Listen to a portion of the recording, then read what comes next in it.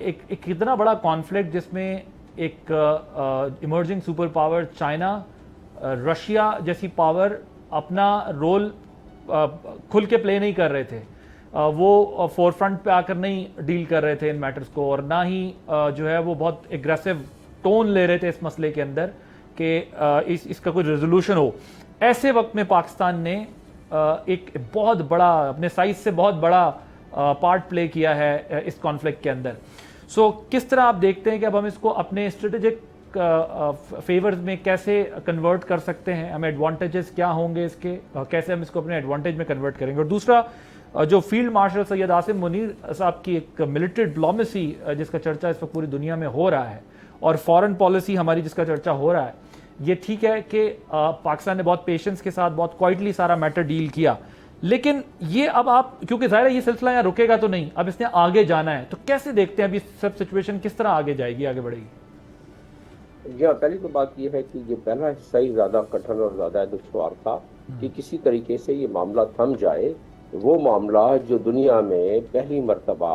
World war to کے بعد ایک دنیا کا سب سے طاقتور صدر،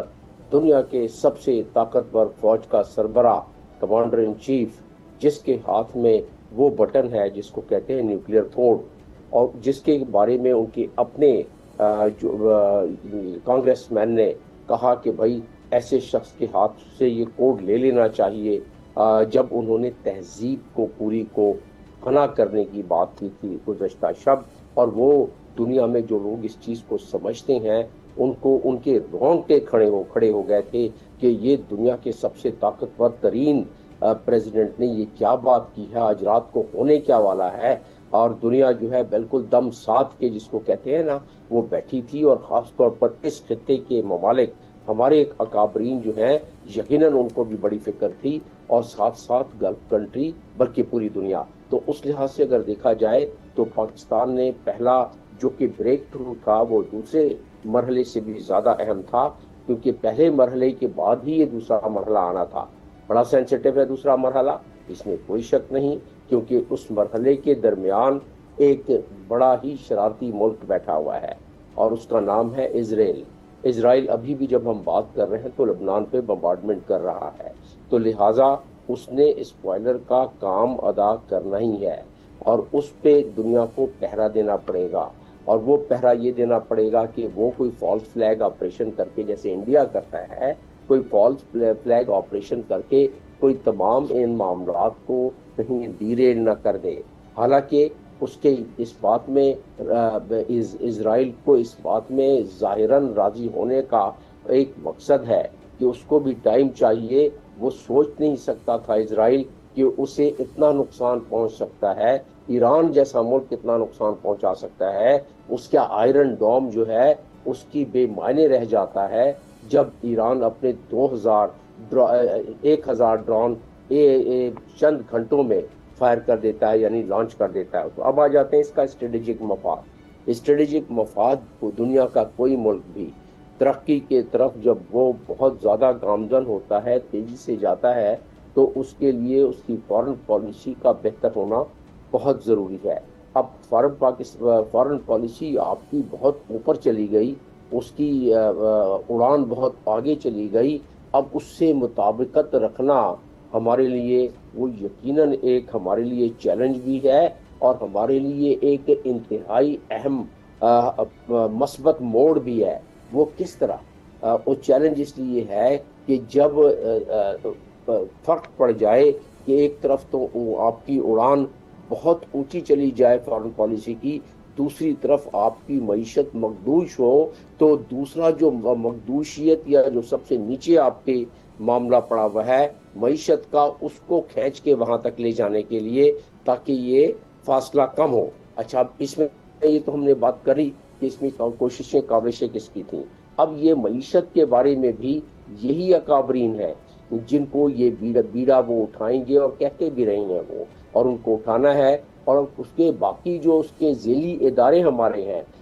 جیسے کامرس منسٹری ہو گئی ہماری، فائنانس منسٹری ہو گئی ہماری، اکنامک افیئرس ڈویژن ہو گیا، اسی طرح ہمارے تمام باقی ادارے جو ہیں انہیں سر جوڑ کر بیٹھ کر محنت کر کے معیشت کو یہی ثمرات آپ حاصل کرتے ہیں. فارن پالیسی سے آپ کا قد کاٹ جب بڑھتا ہے, آپ کے پاسپورٹ کی وقت بڑھتی ہے, آپ کے ملت پاکستان کے افراد کی عزت اور تکریم میں اضافہ بھی ہوتا ہے, اور ساتھ میں اس کی معیشت پر فرق پڑتا ہے. تو یہ ہے وہ اسٹریٹجک معاملات, یہ ہے وہ اسٹریٹجک معاملات کہ گلوبل نارتھ سے گلوبل ساؤتھ میں جو سفر ہے, اس سفر میں پاکستان ایک نمایاں ملک ابھرا ہے, اور آگے چل کے اس کے ثمرات اسی حساب سے. جی بریگیڈیئر صاحب, ذرا عام ناظرین کو سمجھانے کے لیے ہم تھوڑا اس کو الیبوریٹ کرنا چاہتے ہیں کہ جب پاکستان کلیم کرتا ہے کہ پاکستان اب نیٹ سیکیورٹی اسٹیبلائزر کے طور پر سامنے آیا ہے, تو عام بندے کو سمجھانے کے لیے اس کو ذرا ایکسپلین کریں کہ وہ نیٹ سیکیورٹی اسٹیبلائزر سے مراد کیا ہوتی ہے, ہم کیا کہنا چاہ رہے ہوتے ہیں؟ دیکھیں, پہلے اس مارکے حق سے پہلے یہاں پہ خطے کے اندر انڈیا کو سمجھا جاتا تھا کہ یہاں کا تھانے دار ہے, یہاں پہ وہ ڈکٹیشن کرتا ہے, یہاں پہ چیزیں وہ سیٹل کر سکتا ہے, یہاں پہ چیزوں کو آن بہاف آف امریکہ یہاں پہ چیزیں مینیج کر سکتا ہے. اور پھر آپ نے دیکھا کہ